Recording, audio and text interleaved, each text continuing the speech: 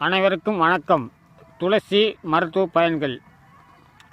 சளி, இருமல், ஜலதோஷம், சுவாச கோளாறு நோய்கள் குணமாகும். துளசி இலையும் கொத்தமல்லி தனியாக விதையும் நல்ல காப்பியில் போட்டு கொதிச்சு கொத்தமல்லி இலையும் துளசி இலையும் நல்லா கொதிக்க வைக்கணும். நல்லா 10 நிமிஷம் சுண்டாக வடித்து கொதிக்குவோம். குடிச்சிங்கன்னா பித்தம் தெளியும், பித்தம் நீங்கும்.